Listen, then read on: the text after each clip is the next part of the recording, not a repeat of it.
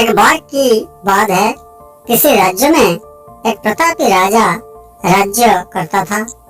एक दिन एक विदेशी यात्री उसके दरबार में आया और उसने राजा को एक सुंदर पत्थर भेंट किया।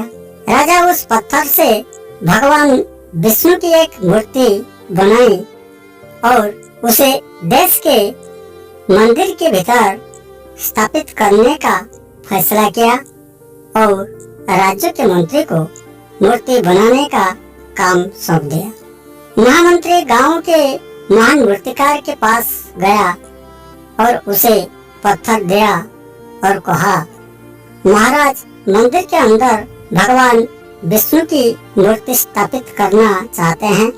7 दिनों के भीतर इस पत्थर से भगवान विष्णु की एक मूर्ति तैयार करें और उसे महल में भेज दें। इसके लिए आपको 100 स्वर्ण मुद्रा दिया जाएगा। करीब 100 सोने की सिक्कों की बात सुनकर मूर्तिकार खुश हो गया और मंत्री के जाने के बाद मूर्ति का निर्माण कार्य शुरू करने के लक्ष्य से उसने अपने औजार निकाले। उसने अपने गियर से एक हथौड़ा लिया और उसे तोड़ने के लिए पत्थर को हथौड़े से मारना शुरू कर दिया, पर पत्थर यूं का त्यों बना रहा। मूर्तिकार ने पत्थर पर हथौड़े से कई बार प्रहार किए, परंतु पत्थर नष्ट न हुआ।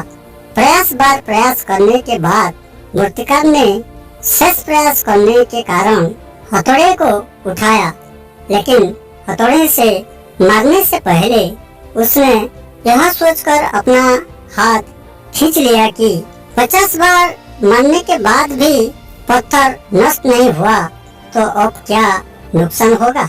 वह पत्थर वापस मंत्री के पास ले गया और यह कहकर लौटा दिया कि इस पत्थर के तोड़ना असंभव है, इसलिए इसका उपयोग भगवान विष्णु की मूर्ति बनाने के लिए नहीं किया जा सकता है। मंत्री को वह करना चाहिए जो राजा किसी भी मामले में आदेश देता है। इसलिए उन्होंने भगवान विष्णु की मूर्ति बनाने का काम गांव के ही एक साधारण कलाकार को सौंपा। पत्थर ले जाने वाले ने मंत्री के सामने पत्थर को हथौड़े से मार दिया और पत्थर तुरंत फट गया। पत्थर तोड़ने के बाद मूर्ति बनाना शुरू किया।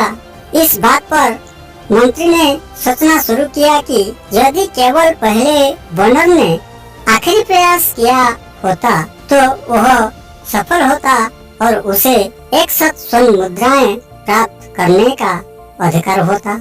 इसी से हमें ये सीख मिलता है कि मेरे दोस्तों, हम अपने जीवन में ऐसी स्थितियों का सामना करते रहते हैं।